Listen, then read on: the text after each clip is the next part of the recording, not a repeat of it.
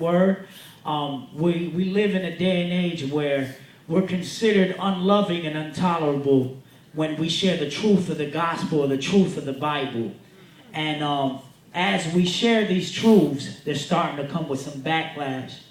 So I'm beginning to see a lot of believers, from pastors to just people in general, who are starting to put a restraint on their boldness because in fear of not being viewed as unloving, or they just not confrontational. Some people aren't built for confrontation. So for the sake of being a people pleaser, they'll kind of fall back and won't be as bold as we're called to be.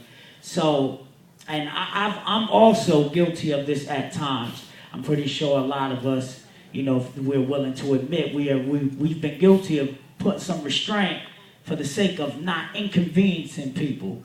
So if point of this spoken word is, if we're not going to be bold now while we still have freedom of speech, then we're not going to be bold when they strip that freedom of speech away and we're starting to get killed and persecuted for this truth. So the name of this spoken word is titled Roar. I pray it encourages you as it encourages me. See, if we close our mouths and we keep them shut, they will deconstruct what we have built until all that's left is a heap of dust. Yes, each of us should be speaking up, but if we just hush, they'll impose their beliefs and crutch people that need his touch. See, if we forfeit our freedom of speech, the world will set the standard. We will see evil increase. Our mission of making disciples will be incomplete.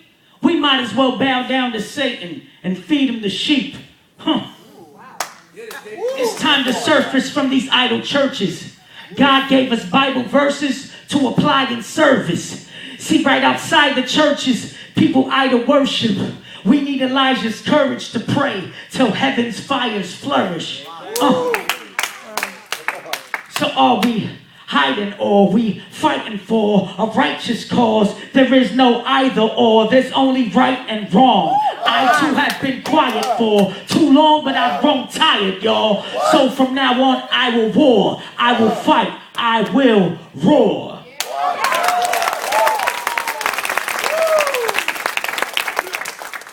No, we cannot boast and just act as if we were activists, but then be actionless, passive when great disaster hits.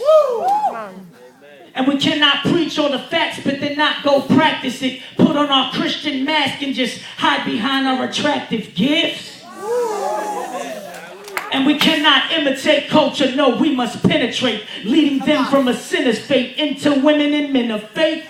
But it's only in his grace we can finish and win this race. There's no limits within his strength. Without him, we'll just bend and break. Yeah.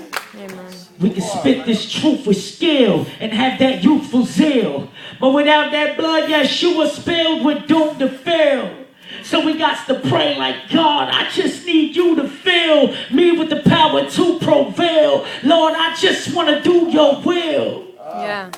See, the devil's a thief, and it's time for some restitution. If we want to see